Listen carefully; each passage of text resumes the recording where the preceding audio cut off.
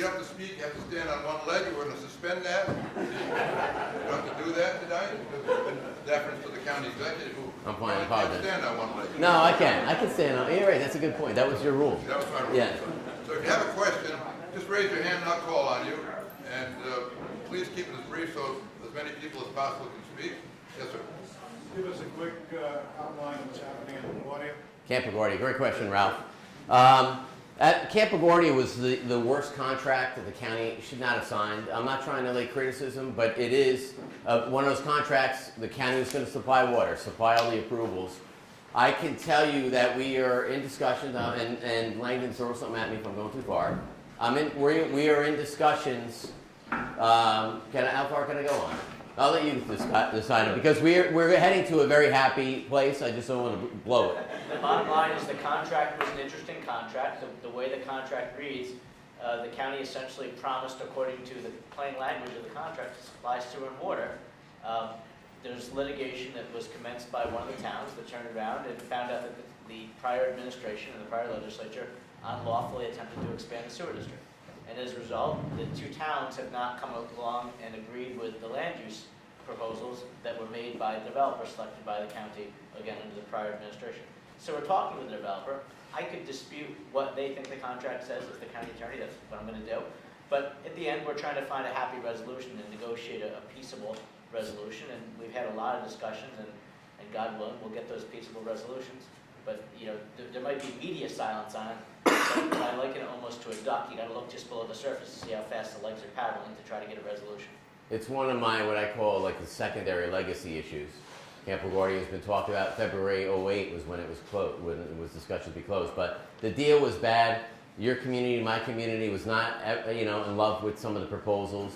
I would love to see amicable separation. Is that a legal term for you guys? So, yeah, resolution. I say separation, but I think Ralph, you would be happy as well when we're getting there. So, thank you.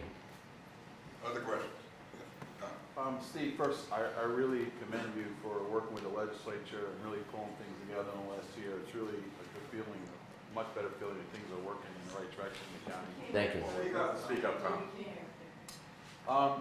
Many years ago, a fund was created by the county fund to fund workforce housing and infrastructure projects through no-interest loans. Now that the county seems to be on firmer footing, would this be something that you would consider funding again, given that the affordable housing is beyond reach for many of our residents and most of our municipalities are struggling with deteriorating sewer plants, water lines, roads, sidewalks, and bridges? So I think to sum it up for everybody that didn't hear, and Tom, just yell at me, add in whatever that I'm missing. But in the past, the county had set up a fund for workforce housing and infrastructure. Would the county, now that we're getting in better shape, consider doing that? I would. I will tell you, we're not out of the woods yet, and I'll tell you what we are doing, what's available today in the meantime. So the county was spending this, but we literally only had that. We're getting to this number right now. Basically, like we have with our personal incomes. You spend what you hopefully have, and you don't borrow with a credit card for your groceries. So the county still isn't out of the woods. We still are using a small part of fund balance to balance the budget. So we're not where we need to be. One thing I didn't mention is that the county value shrunk from 2008 to 2014 by 25%. Our value, you guys remember the economic downturn, recession, depression, whatever everybody wanted to call it. So we're still not out of there yet. 2 years ago, it went up about 0.5%. It was the first time that reversed. And last year it went up about 1.5%. So we're heading in the right direction, but we're not there yet. I will say that we have been very active with our community development, and we are putting a number of projects on the block right now. One of them is opening up in New Windsor, which will be, I think, about 150 units when it's done of affordable workforce housing. There's a secondary one that we are started to build. I think it was the old mill in Middletown. Who's the one who knows the old building? It was a big old, it looked like it was in 1945 Berlin. It was literally, who was it? Classy leather. Classy leather. But it literally had barely its walls standing. It's fully under construction now. That'll be another one. But it's going to also be up to the local municipalities to encourage that in their zoning too. Some municipalities are against that type of housing, but it is something that needs to be done. And workforce used to be a dirty word. We met with the county execs 2 days ago on it because people think it's for people that you don't want in your neighborhood. But workforce is for everybody. When my wife and I got married, and I was a town councilman in Chester, we could afford 2 places to live in Chester. 3 places. We were renting on Belleville Lakes Road at Freddie DeBella's farm, an apartment there. We just got married. We could buy a condo at Whispering Hills, or we could buy an old beater fixer-out house, and that's what we did. And workforce housing is something that's needed. We did not have a huge portfolio to look at, Tom, then, and it's something that we need to do for people like us, for younger people and for people that are downsizing, as well as people that are trying to get in the workforce, and the wages have not met up with the cost of living. So I'm with you on it. I just tell you, I can't commit the county to money at this point with that. Other questions? Yes, sir. It's very encouraging to hear about the tourism and all, and my name is Walter Cannon. Sugarloaf has been the last 50 years of my life. There's one thing that's been holding us back, and that is the county owns Kings Highway, and yet we have to deal with the town to get anything done, and we've had problems because you guys own it. Now, if there is some possible way that you could turn that over to the town, it would help us with parking, with the growth of the town, and so on. Walter, great question. So here's the deal. Alex Jameson was my deputy supervisor when I was supervisor of this town, and we've had these discussions as well as the town board. They said they would take this over. I don't think it's a good idea. I'm a town taxpayer. The town cannot afford the infrastructure it has now. The senior housing the senior community center that's being proposed right now would not even be talked about without Orange County stepping up. We're going to put about $500,000 into that $1+ million project. So I'm just saying the town can't afford it. What are my plans with it? Chris Vibrock's our new commissioner of public works. The legislature backed me up and confirmed him last year. I asked him to start developing a plan that the county pays for to develop sidewalks along that road if there's the ability to put water or sewer, so we don't have to rip the road up after we fix it up, to at least put spurs in, even if the service isn't there. He asked me to let him get through the government center bids, which we're going to probably award the construction bids to the government center in the next few weeks. And that'll be one of the next projects on his list. I just don't think the town can afford to do it. And let the county do it. If the town wants to take it over and the legislature says, you know what, let's get rid of it like we get rid of our bridges, we might do it, but I just don't know if they're going to have the money to do it. The local municipalities have less borrowing power and less spending than the county does, and we have money. The IDA, the Orange County Industrial Development Agency, is sitting on $7 million right now. $7 million that should be utilized towards economic development. We can apply for money from them. They're giving money for the Heritage Trail extension. They're actually putting up money for that. They could also help us with doing improvements to Sugarloaf and get that done. I will just tell you that I will give Chris Vibrock a break until he gets this thing awarded in the next month or so, and that'll be one of his next tasks. We've talked about it. He's from Monroe, and he just asked me to get caught up with the infrastructure that had been neglected for so many years. Thank you. You're welcome. Yes, sir. On Walter's note, I'm the Sugarloaf Chamber President. I was just elected this past month. How will we know to follow up on that? I have spoken for own personal use. We own the business Scarlett's Way in town. So I just met him Right. myself and spoke with him. But how will we know? Will he let us know? How can we stay on top of it? Is my question. What I would recommend, and I'm the boss, so I don't think they're not going to do it without me. So what I'm telling you is I'm the boss, and I'm not going to let that go the other way. I would recommend what we did, I think like 8 years ago, unfortunately, we've been talking about it and did all plans and studies. I would have my planner, Dave Church, who I have 100% faith in. Dave probably knows more about this than any of us. He's been involved from the beginning. Okay. Chris Vibrock, yeah, Dave's in the back. Chris Vibrock, our Commissioner of Public Works, ordered a new deputy. Both of them are both young, aggressive, professional engineers, and they are more than capable, along with Dave, to make that happen. The third spoke, or whatever you want to call it, that I need in this group, besides your group, I need you. I need the county attorney's office to solidify any type of easements. And with Public Works would also come water and sewer. Even though it's not ours, I'll probably have the town of Chester and some of the movement people be on as consulting, but it's not a crisis. And to me, I'm not worried with the money as much as I am about just getting everybody together and getting the plan moving. Okay. But I would need, Nixon Gully was my contact back then, Okay. and of course Rich and the rest of the gang here. So I would like to probably get together, maybe a forum like this, maybe Nancy can accommodate that here because it's close by, or somewhere near there, maybe the old barn cider if it's open with the new owners then. They won't open until June. Oh, then that won't happen. We'll do it sooner. Caesar will give us, we could have dinner at Caesar's. Israel's, yeah. We could have Israel who could take care of us. So I plan on doing that. It's been on my to-do list. I need to get the ship from bailing out water now that we're actually staying afloat. I just want to know for myself Yeah. how we'll stay on top of it. So thank you very much. Yeah. Yes, sir.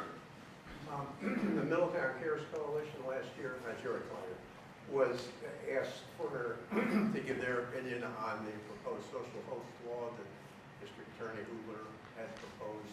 And I know I read that it was going to come up, certainly in light of the tragedy that happened on New Year's Day in Bush and the killing of the volunteer firefighter Justice Fight.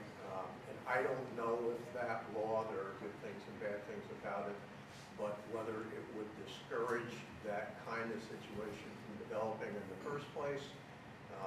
It's supposed to be considered next week. I wondered what your opinion was of the law. I believe, and you won't hear this from the district attorney or the county attorney or anybody else, they can't say this, I can. I believe the death was preventable. I take it very personally. I know the facts of the case. I think the kid was innocent that was killed. I just came back from Albany in the last couple of days. I met with the other county execs to see if they have a law. Most of them do. The facts of the case are so disturbing to me, and they will come out soon because I believe we will make an arrest very soon. And I think that it would prevent a future death or an injury. What happened was, and I talked to Barry Cheney and Paul Ruskevich last night about it, and I gave them what I know and everything and my opinion on it, and I think they 100% agree with me. But it's just a disturbing thing, and I guarantee it will get passed by the county, and just very upsetting. I talked to the school district about it in Chester last night, and it could happen anywhere. And what it's going to do is this, just to get everybody back on track. It's I take it very personally. So basically, what a social host law, kids had a party, their parents were away. Unfortunately, this young individual was stabbed and killed. What this law would do, in a nutshell, it's going to be debated. It would basically make it a misdemeanor for you to knowingly leave your kid home when he's a junior, or not a girl or guy that's not old enough to drink, and allow for such a thing. So what would that do? It's a misdemeanor, county exec. What's that going to do? What it does is, first it's going to raise awareness. We want to have this law passed by prom season so we can get the word out to parents saying, look, the law says your kid's not responsible if something happens, you are. You could also get sued civilly. So in my opinion, and so there's a lot of lawyers in the room, if you get hit with a misdemeanor, maybe it's going to be used against you in the civil court. But it definitely, at the end of the day, if it does one thing, it raises awareness so parents will second guess before they do it, because it's a tragedy. I don't think anybody intended this to happen, but you have to be responsible. You don't intend, people that are drunk drivers don't intend to get drunk and kill somebody on the way home, but they need to be responsible for their actions. That's why I was proposing. So I believe that law will be signed by me, and the legislature will pass it overwhelmingly. Jack? Has there been any discussion with Metro North to extend out the Port Jervis line from Middletown to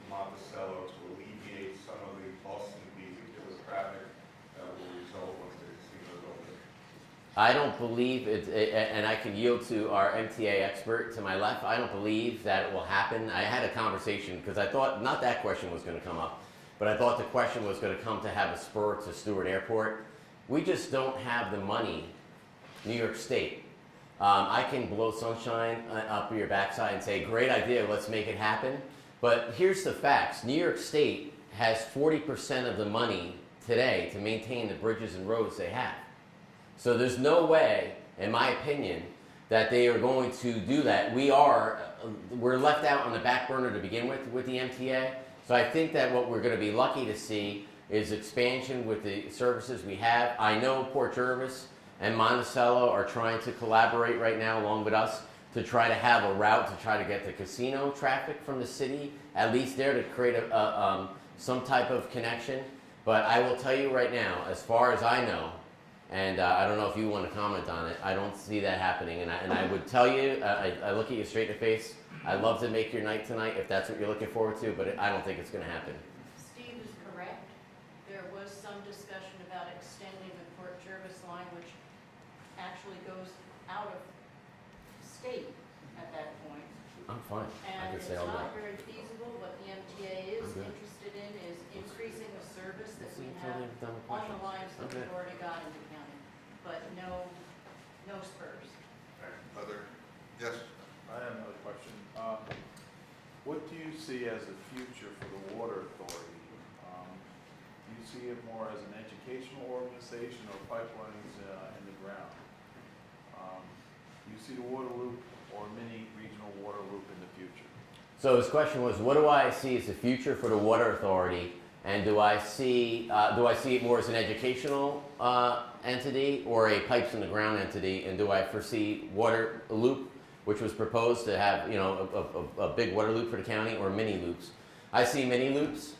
I see education as a part of it, but I would like to see, I'm a pipes in the ground type of guy. I like to see infrastructure. I don't mind waiting in traffic when a bridge is being fixed when it's been closed for 5 years. I don't, when people are complaining about water or sewer, one of the issues with the Barnsider, I could probably speak freely about it, was people complaining about this, that, not having water and sewer on these lines. It costs money to do those. Towns and cities, in my opinion, most of them can't afford to do it. Most of them can't. City of Newburgh doesn't have the money right now to trying to keep their city afloat. They need other avenues to help them fix their aging infrastructure. So that's why you need bigger ones like us. So I think the Water Authority, one of the things that I personally view with the agreement with Crawford and with Middletown is to have reoccurring revenue come from those. So let's say a lease agreement where I get $1 per gallon or whatever per 100 gallons. That dollar goes into a fund for water to start growing that, and then start identifying water issues around the county where we can help out. So when, you know, Goshen has a failing water system, which they did, I think, back in the 80s, we would be able to help them and augment some of the systems they had. They're saving these people on that block, that police drive. So as much as I do, you know, a lot of that money was, tens of millions of dollars was whittled away over the years that was established. There is a role for them, and it is a new shining role than what they've had in the past, and you're going to see more lines in the ground, and I think it's the right thing to do. Other questions? Yes, ma'am. Hi, my name is Susan McCosker. I live in Monroe. I live in Newark, the District 1, which is under your jurisdiction. Yep. We're at capacity right now, and yet there's going to be overdevelopment. Right now, Crystal Run is building a 70,000 square foot medical facility. There's 181 houses that are going to be put behind that. There's a Shabbat wants to build an 11,000 square foot temple. So why are we allowing the village and town to build if we're already over capacity? The problem is we're not at capacity, but we're getting closer there. It doesn't matter. So it doesn't matter. We're almost there. The problem is that the leadership in Monroe has been nil. And I'm a politician, so I can beat up politicians. I can't, you know, lawyers that will tell me not to be so aggressive.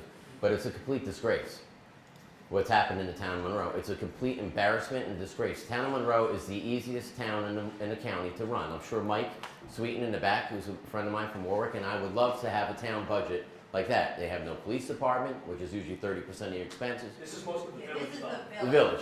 But they're all in the sewer district 1, but they're easy communities to run.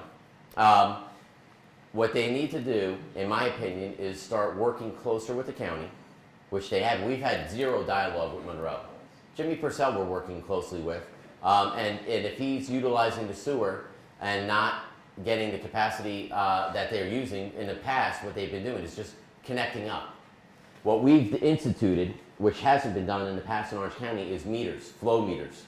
So there was existing flow meters on some of the pipes coming into Orange County Sewer District 1, but there was no meters on nobody else, so you're just guessing. So in your case, they'd say, oh yeah, you have capacity because you haven't hooked up yet. Meanwhile, they don't know exactly how many gallons you're contributing. Once we have these flow meters on, we're going to be able to go to these communities, and they should be done early this year. We're going to be able to go to these communities and say, you don't have the capacity. The real issue, in my opinion, with Monroe has been the town, and the town and the village should be as one because they have their infrastructure is so interrelated. So that's the best answer I can give you with that. We have not had the cooperation from the DEC, which should be the enforcement arm in a situation like that. They've given a kind of a hands-off approach to the whole Monroe area, but I will tell you it is an issue, and with the future with overcapacity now with the annexation, those issues are hot and they're on the table. So I wish I could give you a concrete, we're going to body slam them, but it is to be determined. So I do sympathize with what you guys are saying, and I will do anything I can do. And Dave Church, the Orange County planner, can be a great resource, and I would encourage you to grab his information of mine after this so we can follow up with you on it to see really what the, because he comments on projects as well, his department. So. Other questions? Anybody? No, I'm I good. got another one. Tom, you're buying me dinner after this. No, I gotta buy it as a gift, just a gift clause. We can only go to McDonald's, so. Several $100,000 remaining in county's open space fund, and a much smaller sum remains in the competitive grant fund for artists and arts organizations. Do you have plans for these funds in the future? I have to go back to the budget on it. We have in the past, and the county, and the town, Orange County has benefited from the open space fund. The question is, we have money aside if we haven't utilized it over the years. I have, my number one role to the taxpayer is the financial budget.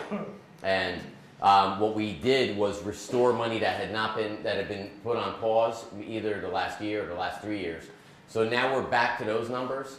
I can't expand it any further at this time. I'd like to, just because I got to get this budget under control, and I plan on running again in a year from now, but I will not leave the next county executive, whether it be me or somebody else, with a situation with a phony budget.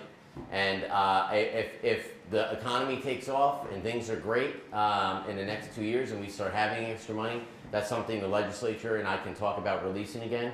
But at this time, my priority is public safety, keeping the budget balanced, funding stuff that we need to do. We have trucks that we're replacing this year that are older than me.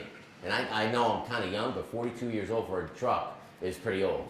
So I got to get my house in order before I start spreading that much love, in my opinion. Steve, could you update us on the 1841 County Courthouse? Do I have what? Can you update us on the 1841 County Yeah, Courthouse? 1841 Courthouse, beautiful building. We have just about finished everything up on it. There's a couple issues with the, some of these things I walked in on. So we were about to finish the project a couple weeks ago, and I got a call from one of my employees that we brought on board, a great guy that knows about construction. He said, you know, the bid that when the county put this out didn't include floors to be done, so the whole thing was redone except for the floors, and have beautiful old wooden floors. That was an add-on. We restored, looks beautiful now. The top, which Harry Poor, my chief of operations, and I call a little hat on a big man's head, that they put the old cupola on. And the cupola was supposed to cost, what we did instead of throwing that cupola out is we put it aside, and we plan on fixing that and put the right one on there. I do. But it is open for business. There's a couple other, the last 10% of a construction project, those are your biggest headache. And we're just finalizing some stuff with making sure the heat is adequate and all that stuff. And people are already starting to move in there, Doctor. Good. Yes, ma'am. I'd like to know about available grants. I have been to a couple of local workshops. Can't remember the name of the specific grant. I think it's called consolidated funding, where a lot of government organizations can apply for grants, of which a lot of the plans in the Sugarloaf revitalization plan would be eligible for. But we are local residents, the CDC, and various people involved in trying to, move ahead with these projects. And if we could get some government help to find out how to apply for these grants or get the support for these grants, or find out how to connect to get these grants, Right. some of the money and the grant money could go to towards the program that we've already started. Do you have any guidance or any connections that would help us in this Yeah. arena? Back when we were talking about this, and it started before I was a councilman, there was always talks to make improvements in Sugarloaf and the roads and the sidewalks and some of the infrastructure underneath there. It was Nick Zingoli, Richard Logothetis, yourself, everybody writing your own grants. The town would help here and there. We get $5 grand here, 10 grand there. What we really needed was Orange County, and I'm not beating up the county. It's not your priority, and they have other things they're doing. There's a lot of things that we can talk about, other ways to spend money, but you have to stick to what your priorities are. In my opinion, you shouldn't be writing the grants for us to make those improvements. It's a county road, and that's what I've told Alex. So what my answer to you would be is Dave Church, Chris Vibrock, and ultimately myself should be in charge of writing those grants, because we're the ones. They're not going to come to you. You're going to eventually have to give them to the county anyway. And it literally, I remember when the road was being paved, I think Nick Zingoli and I were in the street, and the county was only going to pave like 2 feet in, and we wanted them to pave 5 feet in so you could park, and there was all sorts of aggression, and I was a young punk councilman that might have been taking the shot at a higher office in the future. So, and Nick was a loudmouth guy, but we got it done, and we are now, I believe, where we need to be, and you got the people where you need to be. You have me as your county exec, you have John Vero as your legislator. I think your town board is good. I know them all personally. Republican, Democrat, whatever they are. I think we have the team there. The county is now out of the fiscal doldrums, and we can make that project happen. And if you're still the Chamber of Commerce, as long as you guys are all one group, or whoever, if somebody has everybody's contact, if you can keep that group together, Dave and Chris Vibrock, and I would love to sit down with you and start the ball rolling. Give us about 30 days to close the book on this big chapter with the government center, and this will be our next step. There are, we have a new project, ours was a new project, I'm currently dealing with your office now. I'm getting it deeded back to your county. But we have a piece of sidewalk there in front of our store. So there are sections where there are some sidewalks in level, but just get it all. Anybody else have a, yes? Yeah, regarding the power plant that's going to be built in Wayanda. Yeah. There's a lot of concern about health and environmental risks. Mm-hmm. What is your response to that? I'll give you a good, this is going to be a new issue facing the county. Not a new issue. When I came in, this plant was vetted by the town board, the town planning board, everybody had given it a green light, and it sailed through approvals. Now that it's under construction, it's reached even a higher, a lot of people in that area were against it from day one. I believe that it's fully under construction now. They do have a lot of legal rights, and I know people in the room say we have legal rights too, and we do. I think, I personally think that it'll end up happening because it's gone through all those regulatory approvals at this point. Do I sympathize with the people? Yes. And I'll tell you, I'll give a comparison with some other developments. If you own this house, we live in this house right now, and behind us is all open space or fields. We can expect a house to be, we can expect or should expect a housing development sometime, if we don't own it, to happen. We don't own the property, it's not preserved for open space. Maybe it's zoned commercial. We can expect a commercial strip mall to be built there.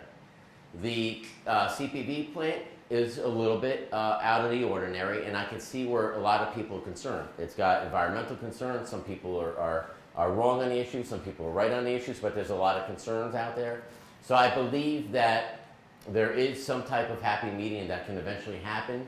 I don't believe legally, from talking to lawyers, no matter what happens, they believe that this ship has sailed.